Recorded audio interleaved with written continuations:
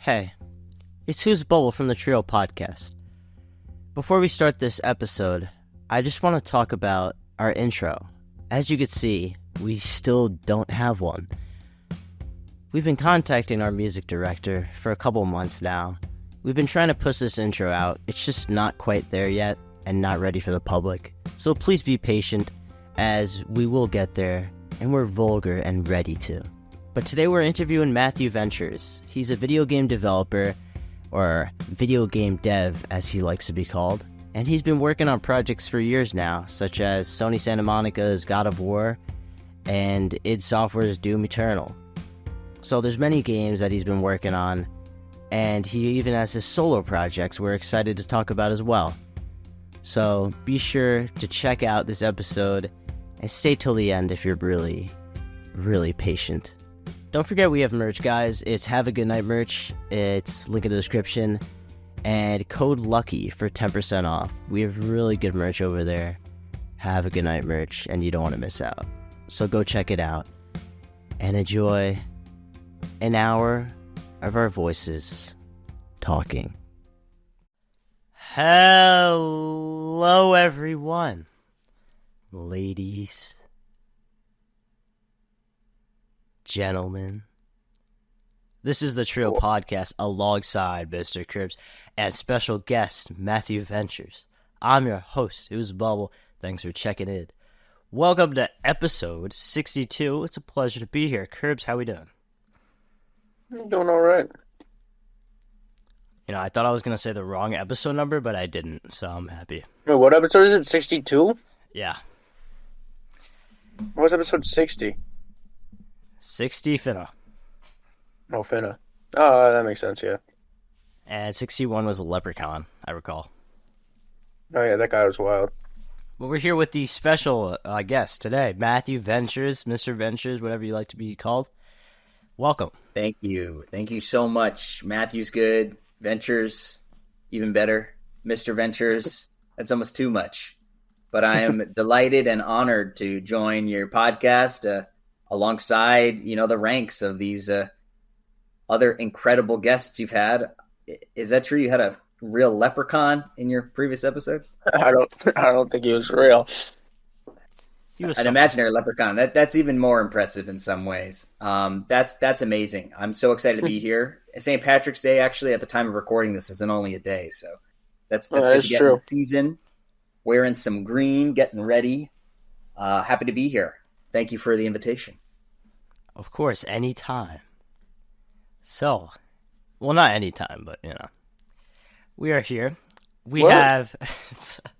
What? We have some topics to go over here. Okay, so if you don't know MatthewVentures, he is a well-established video game developer. Is that what you like to be called, or is computer scientist better? What do you think? Oh, that's a good question. I'm actually a bit more of an engineer than a scientist these days. So I'd say game dev, probably the most generic, roundabout, all-encompassing term. So I'd say I'm a game dev. At times, AAA dev, which means I work on some larger projects. And then other times, and certainly in my past, I've been an indie dev, which means I work on smaller games. So in general, just game dev. Okay, so we got the game dev engineer here, Mr. MatthewVentures. So why don't you just introduce yourself first? What have your past indie projects looked like, and your AAA, you said, projects, right? AAA? Sure. Yeah. So I've been privileged to work on a number of projects. Basically, I started when I was in middle school. I tried to make a game with my best bud Scott Mulligan, and also I think we had a bunch of people on that project. I know also Gabriel Green was, I think, involved as well. And we were trying to make a RPG, pretty in-depth game called The Lost Ones. And I don't think that ever got finished, which is not a common theme for me. I think I'm pretty good at finishing projects, but that's almost like my issue, because sometimes I finish projects when I probably shouldn't have. But anyways, that project I don't think ever got done. I made a game after that, probably as I was getting into high school. And then I made a game in college, And that game in college kind of was like my first big hit. It got 1 million downloads and lots of players. I guess that's the same thing, but lots of different countries too. It was an international game, so we tried to translate it as best we could. And around that time, I started working professionally in the games industry too. So I worked at this company called Zynga, which is primarily mobile games. They're known for kind of dominating the Facebook era of gaming.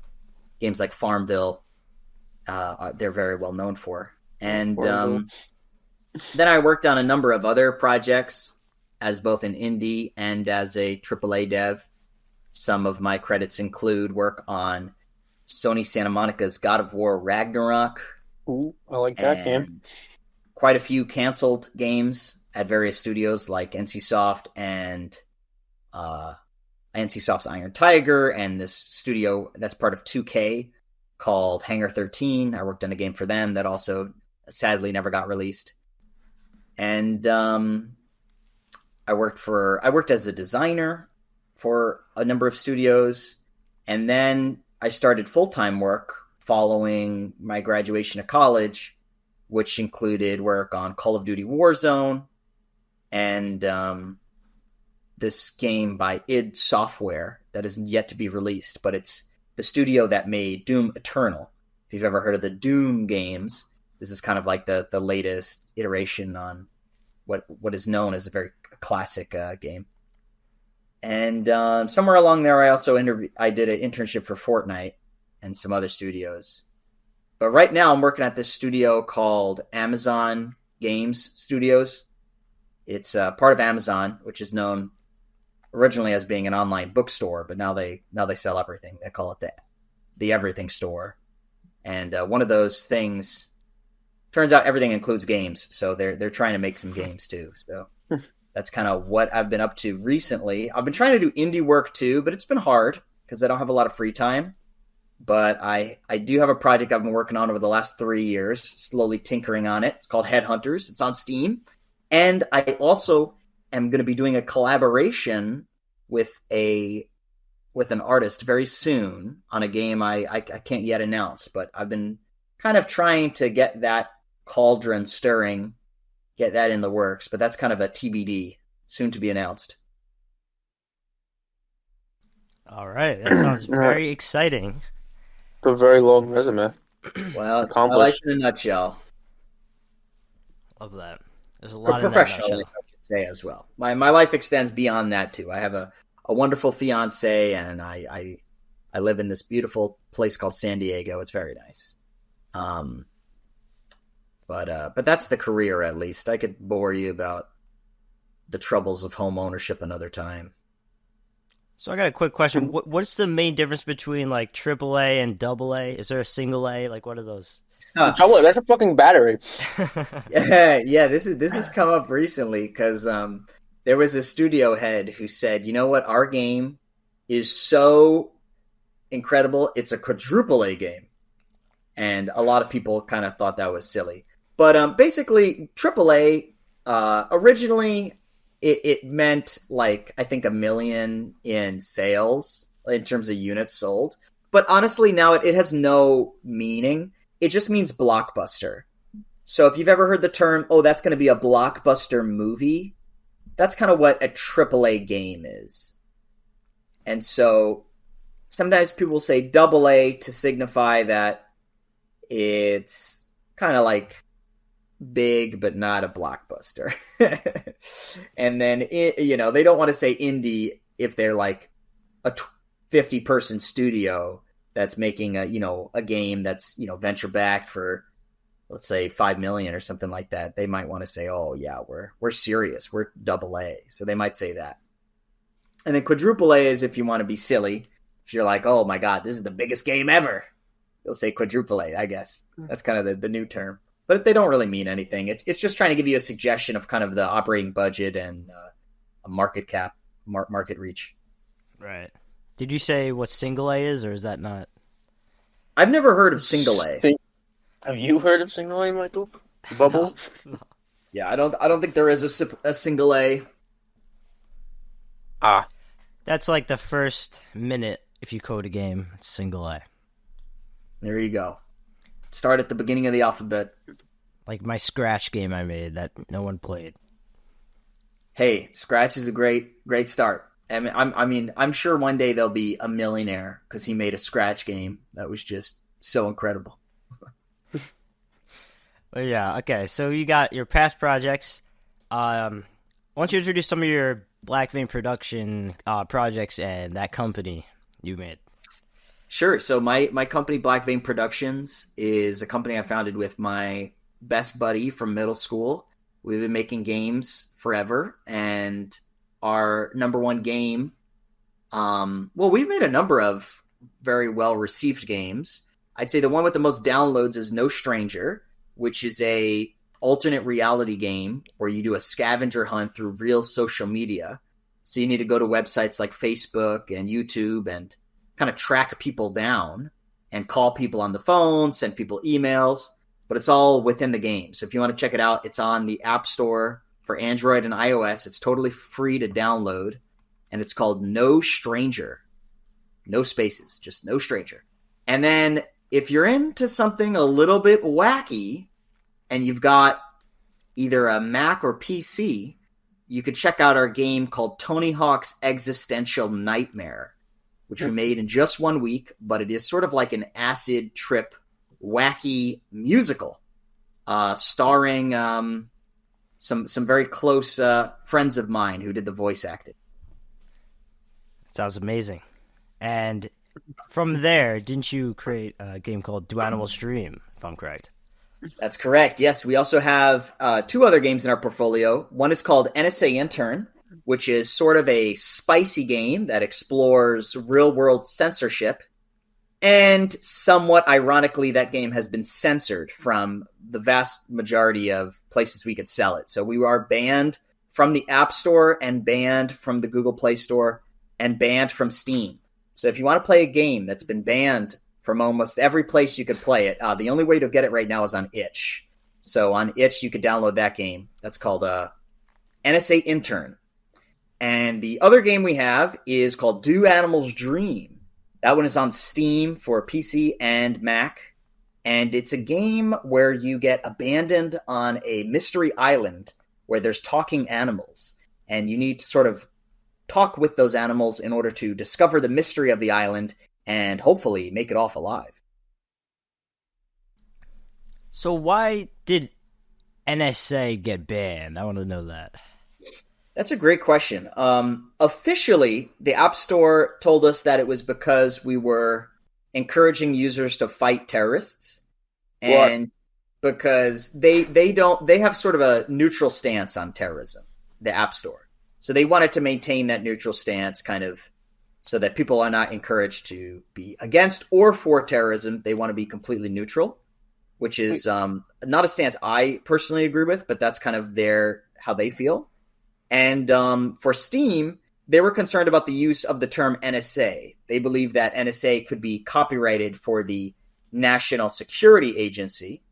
In our game, it stands for National Safety Agency. However, that's not the case. That's not actually a copyright. So that's not a valid claim, but it doesn't matter because sadly, it's not a democracy. When it comes to selling your game, you're beholden to the people who are in charge, right? So if the man says you're not allowed to speak, then you're not allowed to speak. So it's not happy. It's not a good thing, but we don't have the same freedom of speech as a game developer that you might have as, say, a poet or something like that. It's much more restrained, this medium of art. Wow, okay. I thought it was a universal thing that like terrorism was like bad. Well, one man's terrorism is another man's revolution, Mr. Curbs. So it is all a matter of perspective, and that's kind of the stance I guess Apple holds. But yeah, it kind of depends. It kind of depends on what side you are on. You know, is Paul Revere an American revolutionary, or was he a separatist terrorist? Right? Star Wars, Luke Skywalker. Did he fight against the Empire because he wanted to break the law, or he wanted to make new laws that were better, right? I mean, that's That's a deep question, and I don't have the answer, sadly. I'm not a political theorist. I'm just a game developer. Don't come at me, bro. Darth Vader did blow up a planet, though. That's he had true. it coming. That's very true. He had it coming. He had it coming. Yeah, Darth Vader, he did go a little far, for sure. We were talking about Star Wars, and it got off topic. Yeah, I know. It's a compelling topic. We could talk about Star Wars. Oh, yeah, so Apple took off the game, correct? But did the Android store as well, you said?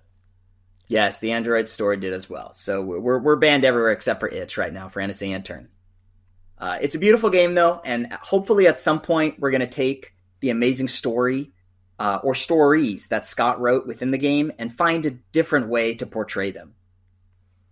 So we really love those stories, and we think they're worth experiencing. We're just going to have to find a different medium that fits within the boundaries of, the people who are in charge, basically. Right. So your current project is Headhunters. How would you say that's going? Or is there any issues there? Headhunters is going really well. It's honestly been one of the most pleasurable developments I've had, just because it's very slow moving, and I've been able to kind of build it the way I want to build it from the ground up. And I'm a solo developer, so I don't have to worry about unblocking people. Because when you're working on a team of more than one person, your main priority, especially as the coder, is to fix all the coding problems so that they can get as much work done as soon as possible. But when it's just you can take your time, relax, and that's kind of what I've been doing. So development's been going slow, but I think it's been very rewarding, and I'm excited to see how it develops. When I have less craziness going on with my day job, I'll be able to dedicate a bit more time to it and hopefully get it released sometime this year or next year. At least a demo I'd like to get done this year, but we'll see. Right. So what would you say is the easiest part and the hardest part for developing Headhunters so far? Oh, that is interesting. I would say the hardest part for me is just dealing with 3D animations, just because I don't have a lot of experience there. So whenever it gets into a situation where I might need a model or rig something, I really need to hire outside talent to help me. So I might go to Fiverr or something like that. And it's just not something I've done a lot of work with, and I'm not really interested in building out my skill set in that direction. I think probably better to outsource it to get, a pro to help me out. So that's kind of the harder parts. The easiest parts for Headhunters would be, that's a good question. I don't know. I think the easiest part is testing the game right now, just because I've invested a lot of tools into testing it, and I've got a lot of friends who are willing to jump in and give it a try, which I'm very grateful for. Sometimes that's one of the hardest things, is just getting someone to try your game. It can be very hard. But thankfully, my friends are willing to put up with me, even if the game crashes, every time they play it sometimes. Yeah, I've personally had the honor to try it. There were some glitches, of course, early on. I think I got one of the earliest demos. I'm not sure, but oh yeah, for sure. That was very early on. So thank you for that. And we will we'll see. We'll see. It has a long way to go, but eventually it'll have a public demo, and everybody can help contribute to making the game awesome. Hopefully. Yeah, but just loading into that UI and looking through the different menus and just starting the game, the little mechanics, like just that early on, it looked so hopeful. And I'm really excited to see where this project goes for you. Me too, man. I'm super stoked. And what's nice about video game tech is that if you build it in the right way, you could use it for a different game too. It's just like it's a tool, right? The game engine is a tool, like a fork you could use for many different meals. So hopefully I can use this tool and make another game that's somewhat similar or adjacent in terms of design. I have a lot of aspirations for the engine I'm building. And I think that ultimately is how most game companies kind of become very successful. They build like Call of Duty 1, and then they build Call of Duty 2, and then Call of Duty 3, and Call of Duty 4, and it goes on and on. So all you really got to update is you got to update the code, I'm sure, but it's mostly the art that needs to be updated. So hopefully I can start building out a portfolio if I can build the right systems. Right. How do you feel about games that have like the basis game and then you have to pay to find the rest of the game, such I as hate like that. RuneScape 4 or EA. RuneScape 3, sorry, and different games like that? Well, I think for every different game, it may need a different monetization model that's unique to the game. It really does depend on what kind of game you're making. But I would say that any time you can increase your user count, it's probably worth it, even if it means taking on a player for zero value add at all, right? So, for example, one of my favorite games, probably I think the best game on mobile, honestly, is Clash Royale. And Clash Royale has a free-to-play tier, but, and this is crazy, they don't monetize with ads at all, which is very, very unique. And that's because they believe that creating an experience that's so premium that somebody just wants to pay is better than like making annoying ads. So most people disagree with that. Most people do not do that. But I think that's very interesting. And I think that if your game relies on having other people to play against, like Clash Royale, then of course it's more important that you get more players. So having a free tier makes a lot of sense. You know, something like Fortnite where you need people to fight, it's better to do it free tier so that you get more people to fight, and then you can figure out other ways to kind of have, you know, a battle pass or in-app purchases, things like that. I think that monetization model makes sense. There's other monetization models where, let's say it's a game that's single player, probably doesn't make sense to have a free-to-play model with IAP, which stands for in-app purchases. Right. Probably would make more sense to do something like a demo where they play the first part of the story, and then to unlock the other parts, you got to pay for that. That probably makes more sense for a single-player game. But again, it depends, and there's a lot of exceptions. So would you say, have any of your works had something similar to that, or do you plan to for Headhunters? Well, No Stranger is a game that got like 1 million downloads, but it didn't make a lot of money. It made far less than I think we were projected to make given that user base. And I think that was ultimately because I wasn't like very savvy with respect to how I monetized it. If you wanted to play like that entire game completely for free, you could. So in the future, I would like to explore either putting in a paywall for like the final chapter or doing some other stuff. But I want to experiment with that. In terms of Headhunters, I do have a bunch of ideas, but it will be definitely a game that you can play for free, at least on mobile. Because on mobile, it's extremely difficult to sell a game that's premium. So I think there'll be a free-to-play option on mobile. I honestly, to tell you the complete truth, my plan right now is on mobile, you might purchase like a pack that will give you, it might be like $7, and that pack might give you some good stuff in the game. And I think the way it will work on Steam, on the PC, is you just buy that pack by default. So the minimum price you could buy the game for is like $7. You buy it, and it comes with that pack that you would have gotten on the phone if you paid $7. So it's kind of like the equivalent value add, but the difference is on mobile, you get a free option, and you probably won't get that on Steam. Right, so basically get a computer, so then you could get all the goods. You get all the goods, yeah, or you get a phone, play for free, and then if you want to get the goods, you could choose to purchase it. So I think that's probably how I'll monetize, but we'll see. I haven't figured it out yet. Yeah, I love when like companies put their PC and laptop gamers first over phones, just because like there's so much more to a PC game, I feel like, at times, and it's hard to like implement all those into a phone game, such as Dead by Daylight. It's so much better on computer. It's runs smoother. Yeah, it's just a different game. That's true.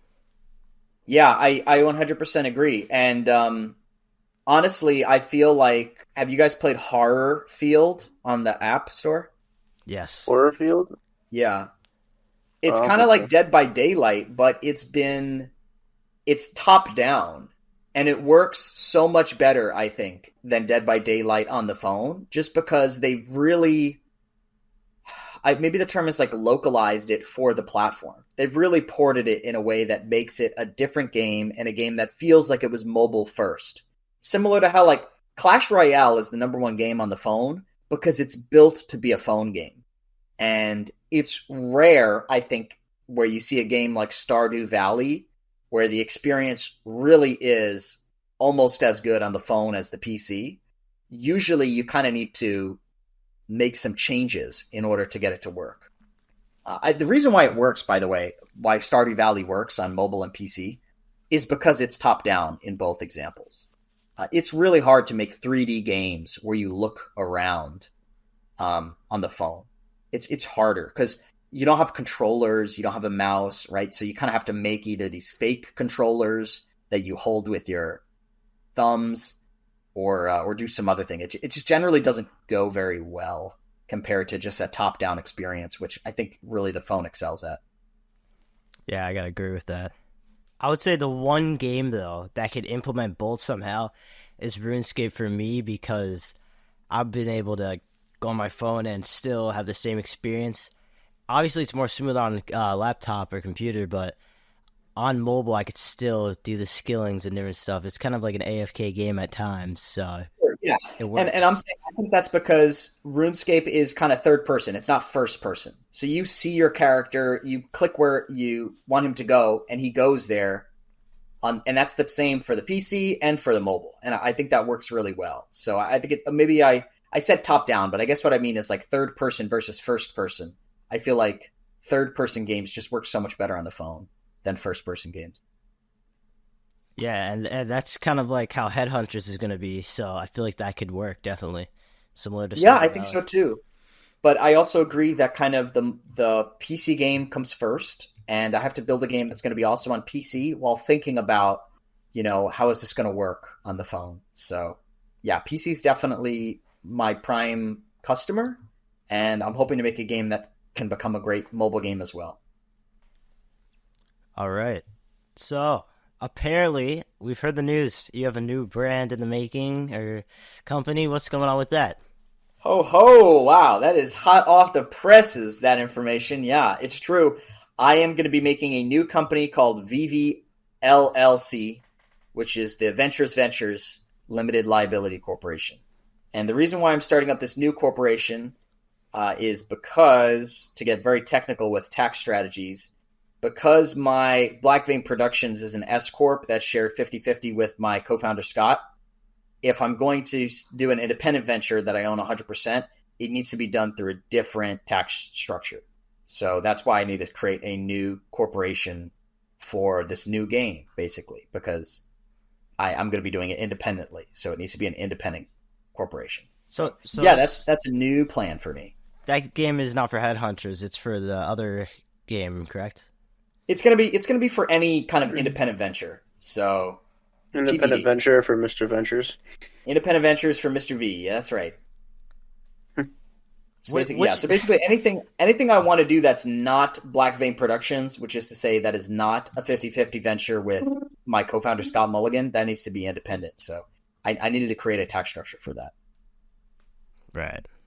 What made you think of the name Venture? I'm just curious.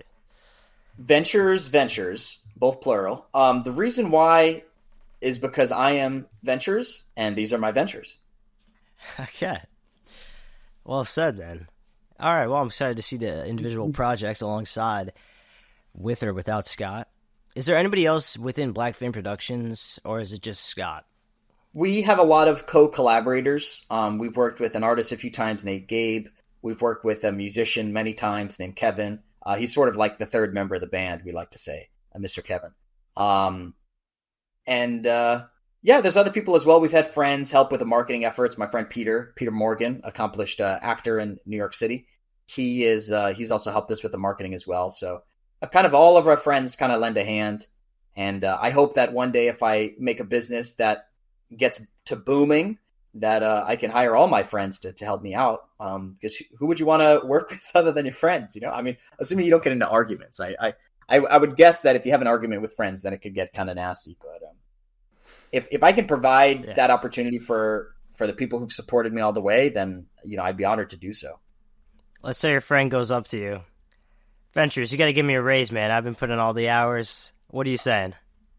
Ooh, that's a good question. I think that depends. It depends on a case-by-case basis. If he's putting in literally all of the hours, then I got to question what I've been doing. What's my role here if I'm not contributing at all? So I think that's a good question, because if he is like my star employee, I wouldn't want to lose him. I wouldn't want him to feel that in order to earn his worth, he'd have to make his own business. So hopefully I could come to some sort of deal. Like maybe I'd say, if you want to start something new internally, then maybe we can support you financially, and you can still benefit from the upside of kind of taking a risk. So that's something called intrapreneurship. Maybe you guys have heard that term. Entrepreneurship is when you create your own company, but intrapreneurship is when you create your own company within a company. So that's kind of the idea. We could do maybe an intrapreneurship. So that's kind of what I'd be leaning towards. Okay. That is a very intricate answer. I wasn't ready for that. But you got Amazon Games Project. What is your exact job within this Amazon Game Project, and which games are in the making? Sure. So I am a gameplay engineer, which is a certain kind of coder. And particularly, it's a kind of coder that is between the disciplines of design and technology. There are primarily design, technology, and art are the main sort of disciplines that go into developing a game. And that's not to include marketing a game. I'm just saying developing a game. So it's art, design, and tech. And so you could find a coder really anywhere within that pyramid of disciplines. And gameplay engineer in particular is between engineering and design. So I help designers by coding for them, basically. It's a very service-oriented role, and my job is to kind of provide them with the tools they need in order to design the game that they have in their head, the one that they want to see visualized. And to some degree, it kind of depends on the role, but sometimes you get to do a little bit of design as well. Right. So you get to... Wait, you said you could design the games? Sometimes I have a role in helping design the games, yes. Well, I've heard you say famously, I'm not an artist, I'm rather just the person who implements it. Like, you don't actually create the player UI, but you use other models. So how does that work for that? Well, typically in my AAA roles, the people who are hired as designers will do most of the designing. So I guess an analogy would be if maybe, let's say, you're trying to build a house, and my job might be to help create a chainsaw that the builder will use to chop the wood. Or I might build, and he might be like, oh, I really need this chainsaw kind of like on a table so that I can just push the wood. And I'll be like, oh yeah, table saw is what you need. So I'll build a table saw. So usually I'm kind of building the tools that they're going to use to actually build the house. So more literally, I guess what that might mean is they might be like, hey, you know what? When my character takes damage, I kind of want to give the player some time to react before they take any more damage. So I kind of want it so that if you take damage for the next 2 seconds, they should be invincible before taking another bit of damage. So they might explain to me that's the design. And then I might need to go into the code and figure out, oh, okay, we need an invisibility buffer. And I'll implement an invincibility buffer. So I implement that, and then I say to him, okay, here's the invincibility buffer I made. You can design how many seconds you want that buffer to last. And then it's back up to the designer to kind of tune it and create the right value to kind of fit his design. So that's kind of how it works. They give me something they want. I try to build something that can create what they need, and then they tune it until it gets the desired outcome. Right, okay. Ed, I'm curious, have you ever personally created any models in 3D designing? Oh gosh, I've tried. I've done there's a famous YouTube channel, I think it's called Blender Guru, where he teaches everybody how to make a donut.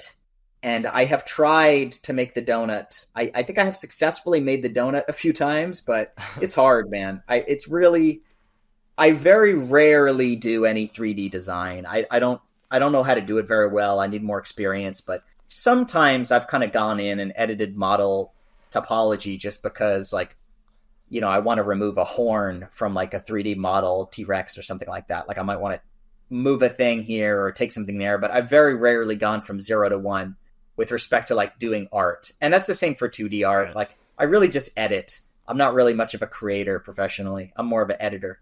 The only thing I create is kind of code and design. Would you say that's common within the solo industry?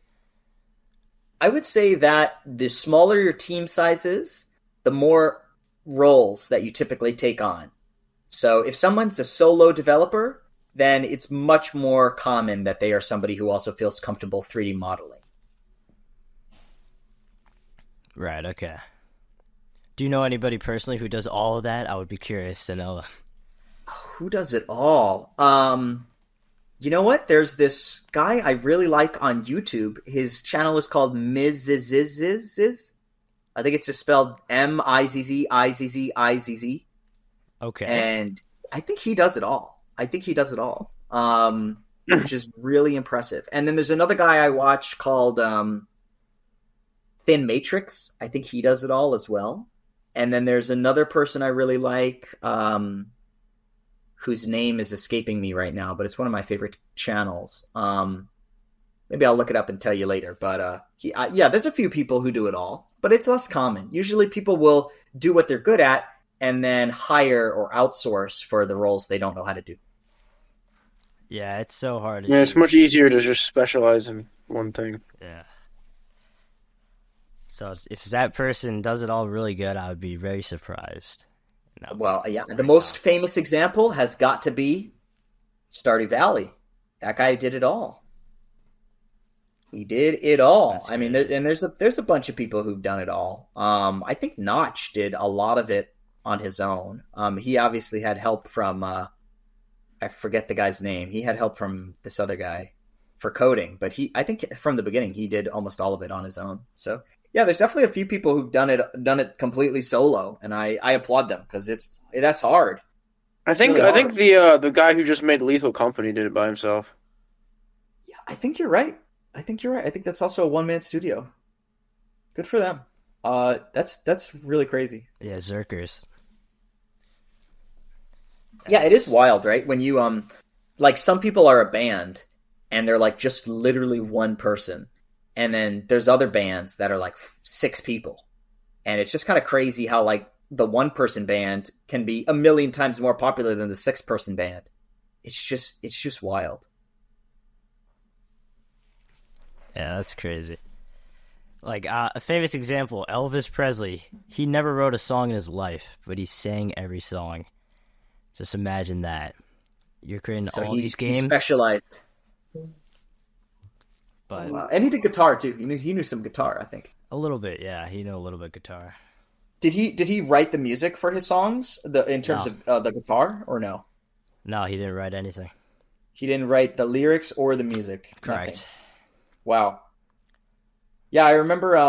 I know Jimi Hendrix, right? He didn't know how to write music, and people wanted him to write his stuff down so much because he had so many ideas, and he just didn't know how to write them down. Yeah, that's the goat. Yeah, that guy's kind of the opposite situation, where it's like Jimi Hendrix was like too talented, and they needed him to write it down. Or I guess Elvis didn't know how to do it, but he's just a good face, you know. Good singer. I mean, too. obviously, yeah, he was a great singer. I think that's the tough thing. Elvis is obviously known for a lot of his music was taken from other artists, sometimes without permission, and so that's something he's kind of known for. So it could be difficult, when you have just a face. You got to kind of figure out your value add. But the truth is that the face, which is to say the marketing of your game, is almost always like the hardest thing, because there's so many games coming out these days, and who cares, right? Who cares about your game? You got to really, it's a struggle sometimes to just get your game played by anyone. So, having a good face, having a really good marketing side of your game is, I think, one of the things probably that indie game devs struggle with the most is getting your game seen and hopefully sold. So you think there'll always be a time for a new game, or do you think these big companies will eventually take over everything? I think there will always be a time for a new game, and I think this year has been shocking how many smaller studios are kind of taking the lead. I think the larger studios have really just flopped recently. I mean, Skull and Bones was a big flop, and trying to think of some other games. I mean, there's been a number of games that come out recently, and sadly have just not lived up to the expectations that we would have hoped for them. Because we all want amazing games. Nobody wants to see a flop, regardless of who you are. Everybody wants the game to be awesome. But Helldivers, Lethal Company, there's been a bunch of games coming out that are kind of taking the world by storm that have just been very small teams. Last year it was Bit something. I forget what it was called. Squad Bit game. And, before that, there was the Among Us game that was kind of huge. So, yeah, I think there's just been a lot of really indie darlings. And I think the more that this industry matures, there's going to be more of that happening. So it's going the opposite way. Because there used to be, like, all these big companies taking over Halo and people like that. And now it's the opposite. I think it is going the opposite way. Because the medium is becoming more and more democratized, which is to say that smaller creators can get their stuff seen easier.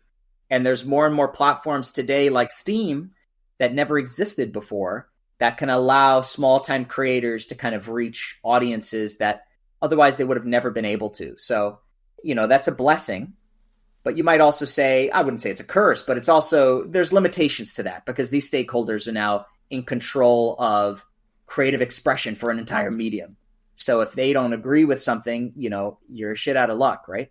Famous example would be the App Store. The App Store came out and Steve Jobs said, hey, I don't want any adult content. So anybody that made a game that was explicit in nature, maybe because it had a lot of blood or because it had some nudity, those games were not allowed to be sold at all. So, imagine if any movie that had nudity was not allowed to be seen, right? It'd be ridiculous. Or any painting that has any nudity is not allowed to be seen, right? Of course, that'd be so silly. Think about all these famous sculptures like Michelangelo, But basically, he made that statement because he really valued, I guess, I don't know, I guess this purity, this perceived purity that comes with removing artistic expression. And that was kind of the design he laid out, and it's had echo effects on interactive media as an industry ever since it's had echo effects. So it's kind of crazy how much one man can influence an entire artistic medium. But I think Steve Jobs probably had the most pronounced effect on games as a media as any other man in the world, honestly. Right. So you don't stand for that at all? Yeah. Like, you don't stand for the ban of that? I don't think it's good. I think it's definitely bad for the medium. Is it still around? Yeah, no, that's still the case. Oh, shit. You can't, you can't make an explicit video game and put it on the App Store. But the issue is that the enforcement is so much broader, in a bad way, than, the games that might come to mind, So even if a game is not explicit in nature, it might have an element, right? Maybe a partial nudity, and that might completely negate it from being, allowed to be sold in the App Store at all. So there's a lot of limitations on that, and it's very sad because Tim Cook, he's the leader of Apple right now. He's been known at times to be a defender of LGBT rights and stuff like that, but it's in a very malformed, twisted interpretation of what it means to express some of these identities, right? So, for example, you can be gay, but not if you have gay sex, right? If you do the one thing that makes you gay, then hey, buddy, you got to get off our app store. That is not allowed, right? So it's very much this surface level diversity. Yeah. It's the idea that, you can show a flag, right? You could show maybe the gay flag or something. But if you have these two characters kiss, whoa, buddy, that's crossing the line. And so, that's kind of that's infuriating, frankly. But it's kind of the constraints we live in. So there's a lot of limitations there with respect to your expression, and it's frustrating, but it's the world we live in. So as long as these single party powers are in control, we play by their rules. Yeah, there's definitely an argument for both sides there, though, like child exposure and things that people don't want seen. But I feel like there could be a way where they could definitely verify in different ways that they have already. But it's just a tricky situation for sure, and such a I big... just lie about the age, low key. Exactly. Yeah. No, that is tricky. I think that's very difficult. I mean, what is stopping a kid from going onto Google and typing boobies? And how do we prevent them from seeing something that will emotionally scar them for life, right? Because we don't want the children scarred, but we also don't want, if somebody makes a movie titled, boobies, we don't want it to be that no one can ever see that movie, because maybe it was just a joke, right? And there's no room for that kind of joke on the App Store, basically. Yeah. So that's. I would watch a movie called Boobies. I'm not gonna lie. Yeah, I mean, might be a great movie. Who knows? But the point is, we'll never know with the rules being as they are. Starring Jack Black. So there's a big question I have. I wanted to know this. What are your top favorite video games of all time? My top favorite video games of all time, I do have a list of my top favorites of all time. And I maintain that list at matthewventures.net. So let me pull it up here and get it for you. Link in the description if anybody wants to check it out. We'll leave your socials. MrVentures.net. So let's see. I do have a section on my website called Recommendations. And my top games of all time are, number one, Escape from Tarkov. I could talk about Escape from Tarkov for probably an hour. So I'll just summarize it to say it's a game that invented a new genre. It's a new genre. So basically there was a game that came out called PlayerUnknown's Battlegrounds. And it was a game within a game. It was a mod on Arma 3. Later, it became a game of its own, also titled PlayerUnknown's Battlegrounds. And that kind of created a new genre called Battle Royale. And the number one Battle Royale is probably Fortnite, but also there's Apex Legends and Call of Duty Warzone. And so that genre was kind of really popular, but I think there's been an iteration on the formula. There's a genre, I think, that's kind of a progression beyond that concept. And that is called the extraction genre. The extraction shooter is usually what it's called. And that is Escape from Tarkov. Tarkov really created that genre.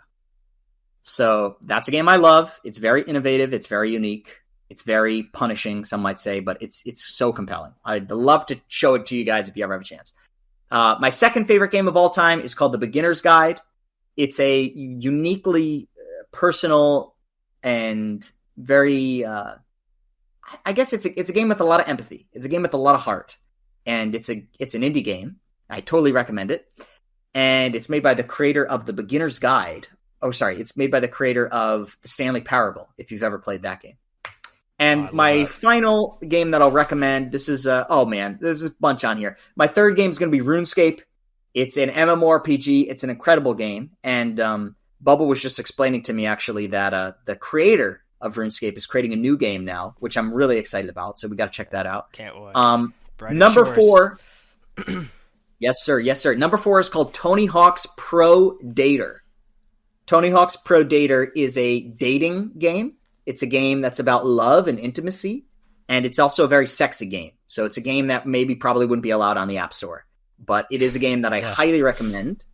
And I think everybody needs to make a Tony Hawk kind of game at some point in their lives, if you're a game maker. So this is a very unique interpretation of the formula. It's a great game. It's very unique. There's not another game like Tony Hawk's Pro Dater. That's Dater with a D. And then my number 5, because I'll just do top 5 right now. My number 5 is going to be Halo 3. Halo 3 is just an amazing shooter. It kind of made the Xbox 360 probably what it is today. Incredible game. Highly recommend it. And that's my top 5. But if you want to go up to my website, I've got my top 21 there. So there's quite a few. Why 21? Did you have 20 and then you thought of another? Yes, that is exactly what happened. There's no reason in particular. I've got my top 21 video games, my top 19 books, top 13 movies. It just happens to be, if it reaches this level, that's like, I've got to mention it, then boom, I add it to the list. That is perfect. I love that. Yeah, so that's a really great list. I like that list a lot. And the Halo, especially the RuneScape. Come on now, I resonate with those. I mean, yeah, it's a mix of indie games and then AAA games. Never heard of Tony Hawk Pro Data though. It's the only one I haven't heard of. All right, check it out. Check it out tonight. That sounds Maybe close the door if you're going to be playing it. It's kind of emotional, but enjoy that experience. I recommend it for sure. I recommend everybody play, and that's a free game, by the way. It's rare you find a game that's free that is like so good. Yeah, I got a quick comment about RuneScape because it's such a vast and big, fun game to play, but it's so hard to get into nowadays. It's hard for new players to get into because it's so big now. So I'd say just go for it. Go for a tutorial and take your time, really, because it could be overwhelming. But of course, it's not for everybody. But I'm just saying, it's such a hard game to get into sometimes. So some people might say, for an MMORPG, it could be lonely if you're playing it alone. So what's your recommendation to somebody? Is it still fun to play alone, or do you have to meet friends? And if you have to meet people, how do you do it? Yeah, so it is definitely hard sometimes. But I'd say play in the background sometimes. Do the quest, because you find people in the game that are AIs that you become friends with, like the old man. Come on. So there's different people that you love that are in the game, and it could also be a solo game. So, and of course, join communities, join clans. If you want to do that as well, and you can fight bosses with people. That's always fun. Don't forget about the in-game models. They put them there for a reason, and they're actually cool to find their stories and their lore. So I really love that. So a day in the life of Mr. Ventures. What's a quick roundup of the day in the life? Sure thing. Quick roundup. I get up around 8 a.m. and I try to leave for the office by 8:40. It takes about 20 minutes to drive there. And so I try to be in the office by around 9, latest by 10. And then first thing that I do is I try and write a little list of my different meetings that day so that I know kind of what I'm going to be doing, so that hopefully I don't miss them, and I try to work around them. And typically I only have 2 or 3 meetings, so I don't usually have a lot.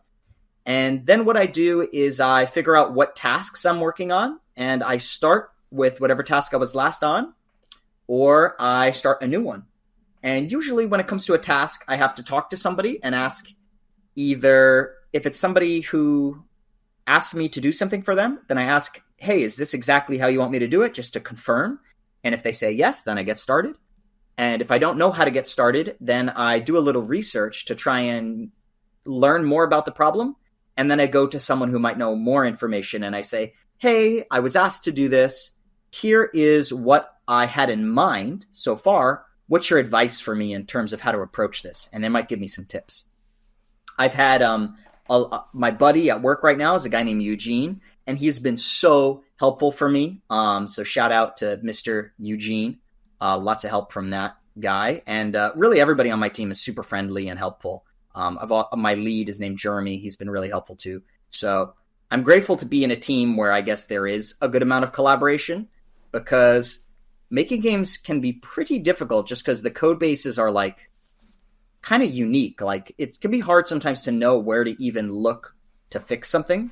So somebody's 5 minutes of oh, you just got to look over there can literally sometimes save you 2 hours of trying to find it on your own, just because these code bases are so large. It's hard to describe to somebody, but I guess it would be kind of like this. If somebody says to you, hey, in the Harry Potter book, we need to change it so that instead of having a scar on his forehead, he has a scar on his elbow. You'd be holy crap. How am I going to find all the places that's even mentioned, You might be able to ask another one of the coders and they'll be oh, I know for a fact that his scar is first introduced on chapter 5. And then you could just turn the page to chapter 5 rather than doing like control find for every place that like scar is mentioned. Because it might be like 100, right? It might be a ton. So that's kind of a rough example to try and explain it to somebody who's not a coder and kind of what it's like to give a direction to someone. But basically, then I start playing the game. I try to do the fix or the new feature, whatever it is. And that might take a day or two. It depends on how big the feature is, or I might be able to finish it in like just a few hours. And then I try to test it, which means, I play the game, make sure it works, didn't break anything else. And then if that worked, what I do is I submit it for review. And then other people will look at it and say, it looks like you did a good job here, or actually, you should probably do this other thing in a more unique way. And they might ask me to change it. Is that ever hard to go through? Like, yes. I got to go back and fix all of that. Yes. Actually, last week I had like one of the hardest reviews because I had like over 100 comments. So over 100 different things that they asked me to change over time. And that was very difficult, actually. It was kind of one of my regrets because I wish that some of the things I had said, you know what, that's a good idea, but I'll do it in a next version. That way I wasn't combining like this one submission with like 100 different reviews. But yeah, it could definitely be difficult just because you got to test everything from scratch again and again and again. So it just kind of makes everything take a lot longer. So yeah, it can definitely be tough, but ultimately it makes for a better game. So I think reviews are good. My last company actually didn't have any reviews. So if you wrote the code, you just put it in. Wow. And I think that I wasn't learning as much. I think reviews are really good for you to learn because like the pros will look at your code and tell you how to get even better. So I appreciate that. I think it's a really good thing. Yeah, that's for sure good. I feel like to have that, but it could be painful at times. It can be, yeah. And then I usually wrap up work sometime between 5 and 6. I try to leave the office by 5:30, but it might be a little later that I have to stay for some reason. And then I drive home, which usually I eat at the office. Sometimes I'll go out for food, and then on Wednesdays they give us food, which is nice. And then I drive back home. I get home maybe around 6 or 7. I cook some food, and then I hang out with my fiance for like an hour or two, and then probably I might have work that I still have to do. Sometimes I'm working till like 9 p.m. like at home, just doing more work. But I'm hoping that as I gain more confidence and experience in my day job, that will happen less and less. But that has been happening a little bit frequently recently. But once I get home, I probably work a little bit until like maybe 9-ish. And then I'd say from like 9 to 11, I have like kind of free time. So I might play a video game, or I might hopefully start working on like indie game stuff. And then I go to bed around midnight. Wow, that's a lot of work. Yeah. And then I work from home on Mondays and Fridays. So the only difference is I don't commute, basically. That's the only difference. Everything else is pretty much the same. So you'd say you only have like 2 to 3 hours of free time per day? I would say so, yeah. Only about 2 to 3 hours, but I'm hoping that'll expand to like 4 or 5 once I gain more confidence and it doesn't take me as long to do the same amount of work as a coder. Would you say throughout the years that has grown to a lower number of free hours or a higher from your first company? It depends. Honestly, it's more like my tenure at the company rather than like my overall experience, because after you're at a company for like a year or two, you kind of understand what you need to do unless your role changes significantly. But I'm expecting that probably after, 6 months or so, I'll be able to get my work done within 40 hours each week. But if I can't achieve that, then it's probably just going to take a little bit longer for me to gain that level of competency that I'm delivering at, I would say, the bar that I hold myself to deliver at. I mean, I hold myself to a high standard, so it can be, but that's important because if I fall below expectations, I want to fall below my own expectations so that I can, realize I need to make a change before I fall below the expectations of my team, because I don't want to let my team down. Right. And then Saturday and Sundays, you don't work, or how does that Go ahead. Recently I've been working Saturdays. A few Saturdays I've done a full day, but recently I've only been working like kind of half Saturdays, and I'm hoping to not have to work at all on Saturdays, but recently I have been working Saturday, and then I haven't had to work on Sunday at all. Okay, that's good. Yeah, Sundays. Nice. You need that. Sunday's rest day. The rest day. On the seventh day, the Lord rested. Yeah, there's a little verse for you guys. So throughout the years, it sounds like it's been pretty rough. What would you say your least favorite and worst, your least and favorite projects were thus far? You guys had a rough life. No, things are great. My favorite project so far has probably been working on Call of Duty. I feel like that project was awesome because it's very easy to code like new features for that engine. It was very like high level, very scripted, and if you wanted to do something complex, you just couldn't. So you had like boundaries to work within. And then I would say the most frustrating project to work in was probably Fortnite, because Fortnite, like on the team I'm on now, like everybody's really helpful. People were not helpful in Fortnite. So like they weren't like mean to me, but if I was like struggling to like figure something out, like even if it was like a 5-minute thing for them to explain, like I was saying, they would rather I spend the 5 hours trying to figure it out on my own. And I really didn't like that because I felt like that just didn't align with my value system. Because my value system is if you could save someone time, you should save them time. And that's how I feel with my designers. Like I would always rather my designer come with me for a question I can answer in 5 minutes than them spend like an hour trying to figure it out on their own. But not everybody feels that way. And honestly, when it comes to your own situation, you almost always want to put more time into researching the project or the problem than it would take for somebody to answer the question. So yeah, I think I was just kind of misaligned with the team values there, but it kind of depends. Yeah, I've heard Epic Games get a bad reputation, but I don't know. I think Epic Games is just a very senior team, so they expect everybody to operate at that level. And I just don't feel like it was a good environment for somebody who was more junior and still learning how the Unreal Engine works. So would you say Java's your strongest then? Or Unity? Yeah, so Unity would be in C#. I guess I feel most comfortable in C#, but professionally, my main language is C++, just because that's what I have to do mostly for the kind of games I want to make. But do I prefer C#? I would say yes.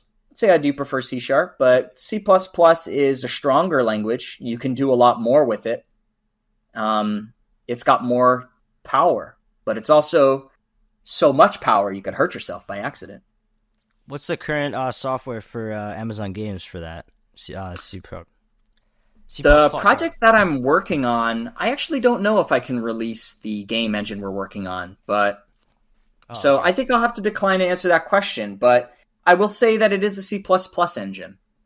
So how about Headhunters? Let's say what software is for that game? So for Headhunters, I'm working on a Unity game. So Unity is C#, and it's a game engine I have a lot of experience in. Okay.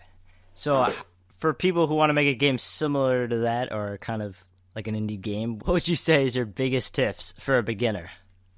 My biggest tips for a beginner is to build something that is as small as possible. A lot of beginners want to make games that they play, and games like the ones they play, but they don't realize that those games were made by hundreds of people. So as a beginner, it's probably a good idea for you to play some games that were made by only one person so that you can understand the scale that is realistically achievable as only one person. So a game like Tetris, a game like Pac-Man, a game that's a little bit smaller scale than some of the big games like Call of Duty you probably are used to playing. So that's my number one recommendation, is to set realistic expectations. And then my second recommendation would be try to make the smallest thing possible. So if you're thinking about building a game like Minecraft, try to just try to remove as many things as you can. So if you can remove combat completely from the game, try to just build that game first, where you mine and you build, right? Because when Minecraft first came out, a lot of people don't know this, you could only mine and build. There was no crafting, right? They could have just called the game Mine, because there was no crafting. It was just mine, right? Then they added the craft, and then they added the combat. So one thing at a time, I think, is really important, and just try to finish it. That's really hard to do for people to just finish the game. So if you can finish it small, better than never finishing it big. Yeah, and let's say like they've developed this huge game, and they just keep on adding things and things. How do you keep getting ideas? Like RuneScape, for example, Necromancy. Like, how do you keep going forward? I mean, the best way to get ideas is to figure out, I mean, if the game's ready in a state that you could play it, you should probably see what people play and see where they're getting frustrated and try and determine if there are systems that can be added to relieve their frustration. Some ways to come up with ideas for that are to play other games in the genre. That's always something I'd recommend. Do some market research, you might say. And from there, it might inform you with respect to kind of what your game needs. Okay. And what are your goals for 2024, Mr. Ventures? Oh, I wrote down my goals somewhere. I don't remember where I put them. But my goals for 2024 are, I've got a new job.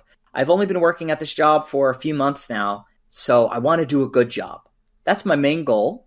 Another objective for me is to be, I'm a new fiance for my partner, so I want to be a good fiance so that I set up a good structure for a stable marriage. And the other thing I want to do is hopefully finish my Headhunters game. I don't think it's going to be completely done, but I want it to be in a state that somebody can hopefully play a demo. That would be a really great thing to have by the end of the year. So those are my goals, and hopefully I can work towards them. All right. And also, I believe you have been working on a book. Is there plans for any future books? How is that current book going? That is correct. I do have a book out. It's called Get Into Game Dev. And if you are somebody who wants to become a game developer, then this is a really good book to read in order to become a professional. It's not a good book for beginners. It's a good book for somebody who already knows a little bit and now they want to go pro. So that book is available to purchase online. It's called Get Into Game Dev. You could also see it on my website, mrventures.net. And there's a big discount if you're a student. So if you're a student, you could check it out at a big discount. But it's going really well. So far, we've raised $1,800, which is about a third of the way towards our goal of $5,500. That's $5,500. And the reason why I want to raise about $5,000 is because that is calculated to be the cost of saving a human life from malaria. So if I can raise that much money, then my book will have saved a human life. So that's my goal. So all proceeds go to charity, and I'm about a third of the way to my goal so far.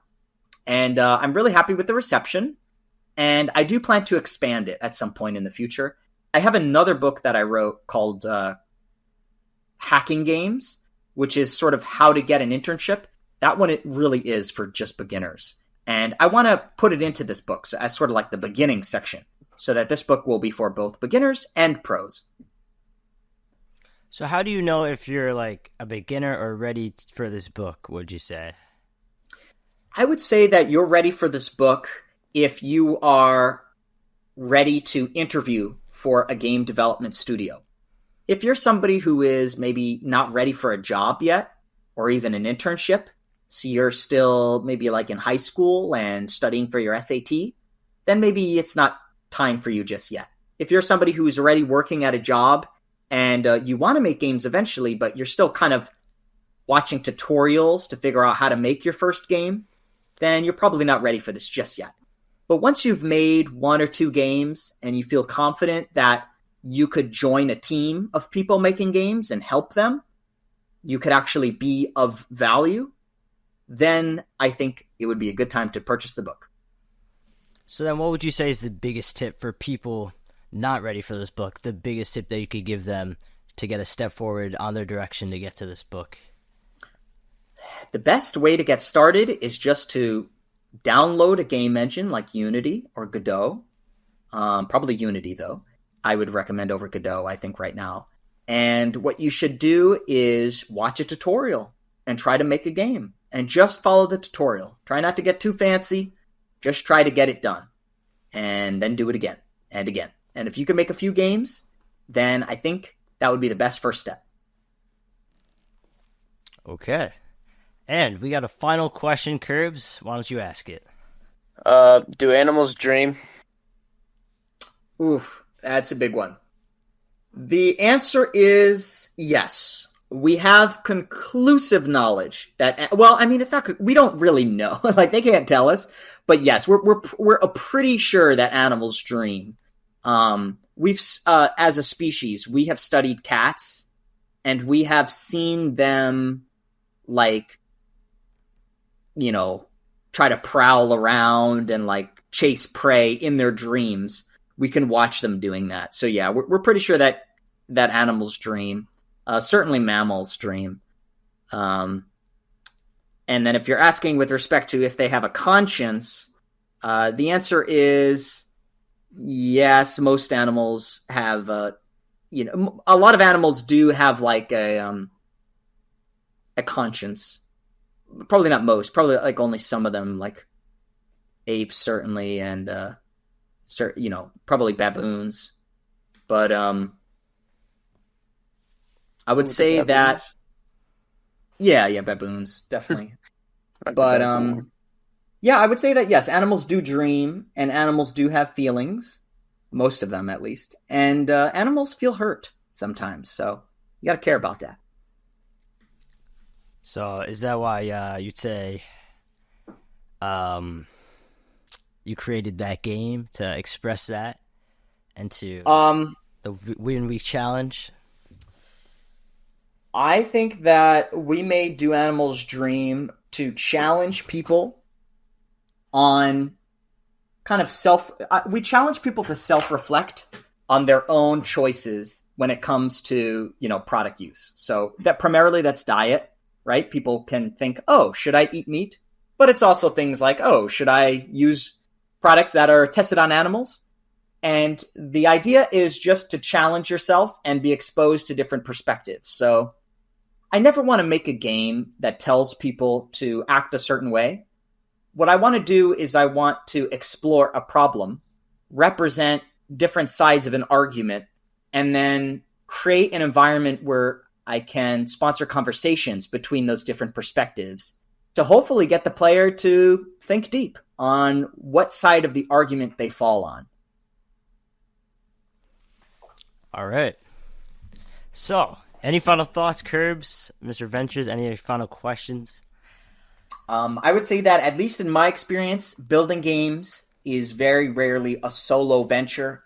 So big shout outs and gratitude to all of my fellow contributors in the AAA dev space, people like Eugene at my current job, or in the indie game dev space, such as my long-term co-conspirator, Scott Mulligan. Very grateful for all those people, because at the end of the day, a lot of the games I've made have been a team effort, and couldn't have done it without them. All right. Any social medias, we'll leave a link in the description. But besides that, I hope you all enjoyed this episode. Curbs? It's like, have a good night. This is the outro. Have a good night. Mr. Ventures, have a good night. Thank you for having me on. Well, that does it. Another Treeo podcast episode in the bag.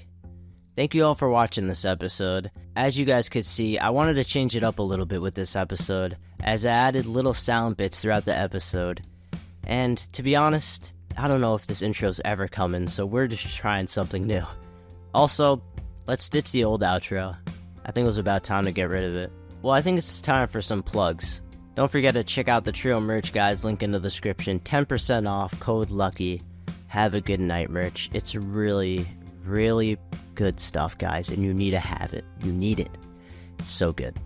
Okay, check it out, new designs. And don't forget to check out MrVentures.net and all of Matthew's socials linked down below. It was an honor to talk to Matthew today and to have him on the podcast. So please go check him out. He's a great guy. That does it, ladies and gentlemen. Thank you all for watching, and have a good night.